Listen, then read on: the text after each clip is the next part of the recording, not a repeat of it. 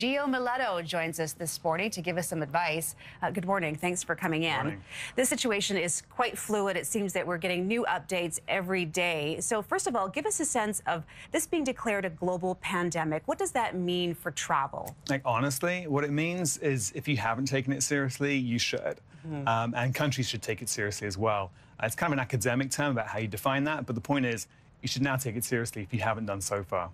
So if there are plans for spring break travel, what should families do at this point, even if it's just going to the States, California, Washington State? Right, everyone knows to avoid the hot spots, China, South Korea. The question is more like, what do I do if I'm going to Palm Springs, if I'm going to Cabo, if I'm going to Punta Cana, this kind of thing. These are real practical questions where there aren't outbreaks. And it depends on who you are. Frankly, if you are 65, you've got diabetes, you've got kidney problems, your immune system's not great, you should think about whether you might want to sit this one out. And it's not so much the airplane travel itself. It's more a question of just mixing with other populations and going to new places where you may come across people that could be carrying it.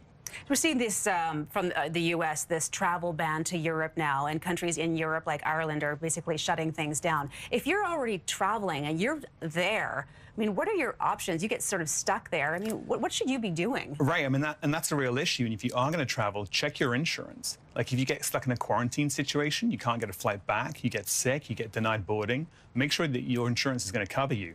The travel ban from the States or from Europe to the States is interesting because we know from previous epidemics and outbreaks that actually stopping flights doesn't do a whole lot in terms of preventing the illness once it's already taken hold. There's already an epidemic in the US. And so banning flights isn't really going to do that much.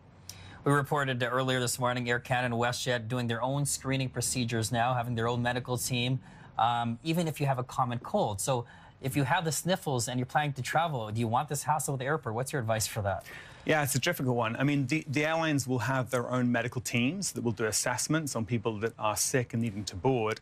And at the gate, if someone appears ill, the gate attendants are in a position to be able to contact their own medical team to review a case. And so if you turn up with symptoms, you're going to get reviewed by one of their medical team, and a risk assessment will be made as to whether you should get on that plane.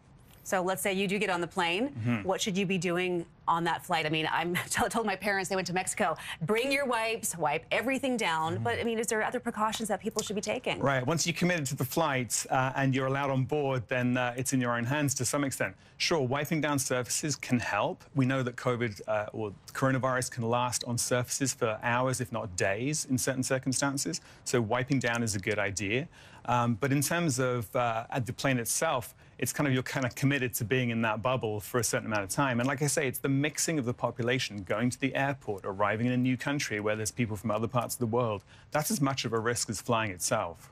Where do you see this going now? Because it's been a crazy last 12 hours. For the Lower Mainland particularly, with spring break coming up, do you think BC Place will be shut out? Any large group gatherings, spring break activities, camps? Do you think it's going to get to that point in the next couple of days? It could well do. I mean, social distancing, as this is called, like closing down large gatherings, schools, this can help stem the spread of the disease and can reduce the peak incidence of the disease as well. So whether that action is going to be taken, I don't know. It's certainly, we're not in a society where draconian measures are very acceptable. Like in China, it's acceptable to just shut down a city. I don't think we would want that here. It's an infringement of what we would see as our own liberty.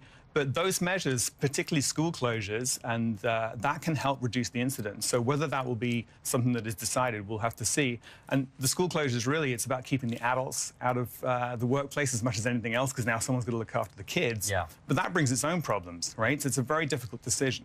So what are you advising people that are asking you these questions? I mean, are you telling people that they should, implement social distancing, stay away from some of those, high traffic areas, maybe not go to the events that they wanted to go to? What are you telling people? Yeah, I mean, like I say, if you are older, over 65, with a condition like diabetes, heart disease, you should seriously think about whether you want to expose yourself to a crowd, frankly. If you're younger, we know that it affects people in their 40s and 50s quite severely. This is not the flu. It's a false comparison to talk about the flu. And there are people in their 40s and 50s on ventilators because they've caught this disease who are otherwise healthy. So I would just think twice about where you might want to spend your time in a group. What are your patients telling you? Do you sense a level of anxiety that you've never seen before? For sure. There is absolutely anxiety. I work with pilots as well who fly around the world. And, we're very cautious about where they've come from when we see them. Some people think it's no big deal. This is not a big deal. It is a big deal. It's at least 10 times more fatal than the flu. It does affect people in their middle age, so you should take it seriously. But at the same time, we don't want to alarm people and cause panic and kind of panic buying. So we have to hit that middle ground where people understand the risks better, and I think that's more information. Great advice this morning. Thank you so much for coming in. Thank you. Okay.